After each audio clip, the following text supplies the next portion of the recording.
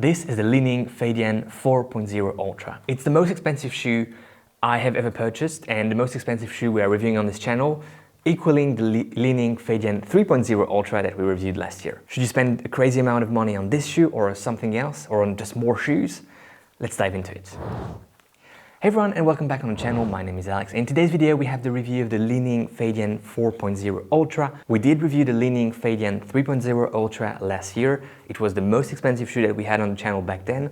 This one is equaling the price point at 500 euros. This is just because we are purchasing it from Europe, except if Li-Ning has a distributor in your country, you will pay custom fees, and that's why this shoe comes at this crazy price. So the MSRP is actually a bit different in China, but nevertheless it's an expensive shoe in any event. What do we have here in terms of weight? We're looking at 248 grams in my size US 11, EU 45. This is actually the biggest size that you can find for Li-Ning shoes. I never saw any US 12 or US 11.5. It stops at 11, so hopefully my feet won't grow in the future, otherwise I will have to stop reviewing Li-Ning shoes.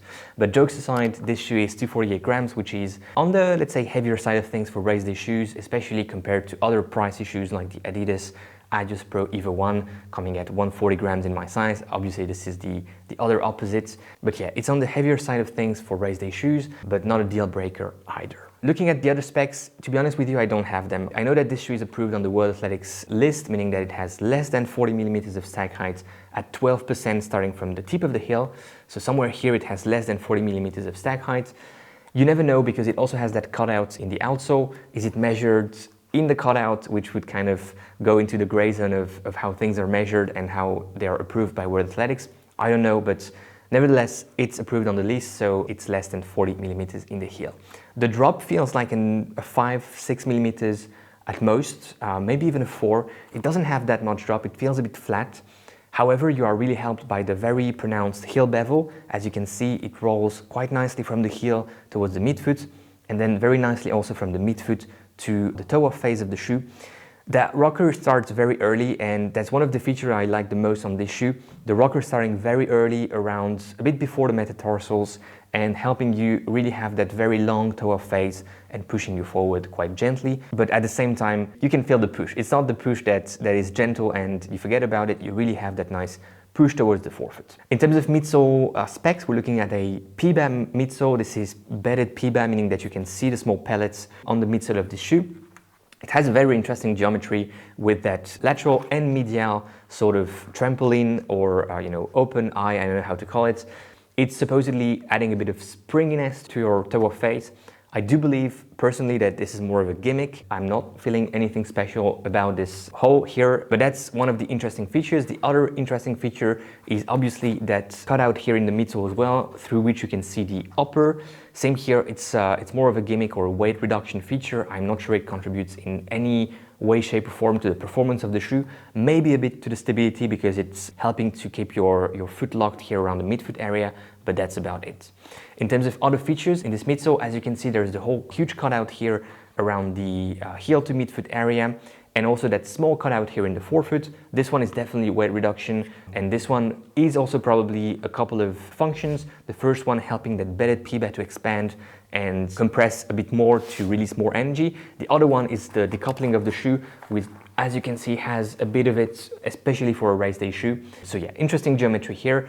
Carbon fiber plate, which feels a bit more like a nylon or TPU plate, to be honest, but it can be, nylon coated with carbon. God knows what it is, but it says carbon fiber plate on it, so let's assume it's true and it's carbon fiber. That small thing here at the top of the shoe is not the plate coming back up, it's just a piece of plastic looking like carbon, but it's not, it's just a piece of rubber. How does it perform? How does it ride? I was very excited before taking it on the Geneva Marathon. 3 runs that I did in the shoe, 2 sessions and 1, let's say, steadier run. The 2 sessions I did were very solid, one on the track, 4x2K, and the other one, 5K marathon pace, was about 8 days out of Geneva. I thought it was very responsive, suiting my stride and gait cycle quite well, providing me with a very gentle and very smooth roll forward. For me, I'm a midfoot to heel striker. I'm striking somewhere here, and therefore it was really helping me to have that steady, smooth way of gliding on the road. I was very excited about the performance, and that's one of the main reasons why I decided to take this shoe on the Geneva Marathon. It felt quite aggressive on the track, and I also enjoyed having that feeling that the shoe could be pushed. And I was seeing myself, running that negative split that everyone's dreaming about on the marathon, meaning going faster on the second half and pushing a bit faster. How did it perform on the marathon in Geneva? That's probably the most interesting thing here.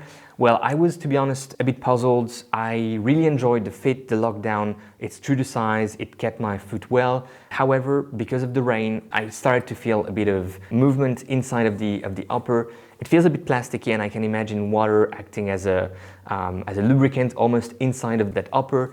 And that's what created a bit of movement for me in this shoe, making the corners less pleasant with kilometers passing by. And obviously in a marathon, you want to feel very confident in your shoe choice. And this shoe started to be a bit less agile, I would say, with kilometers passing by due to that lockdown getting worse and worse, in my opinion, because of the rain, but maybe it was more than that. In terms of midsole, it felt quite firm. It's on the firmer side of things anyways, but it felt quite firm, and I think I would have enjoyed something a bit softer, but this is just me and my choice. But now that I have run not a full marathon, but 34, 35K of it with this shoe, I would probably pick it again for a half marathon, because I think that aggressiveness and responsiveness will be better for shorter distances and not for a full marathon. That being said, the very good thing was the outsole. It was pouring rain in Geneva on marathon day, on race day, and the outsole behaved super well. I had a lot of grip, a lot of traction, never doubted that the shoe could handle the water on the pavement, on the concrete.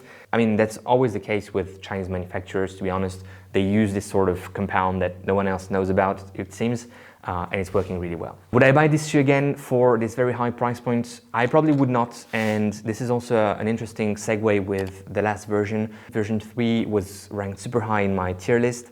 I would put this one step below. It hasn't improved enough compared to the previous version, and therefore in the tier list relatively to the other shoes going down.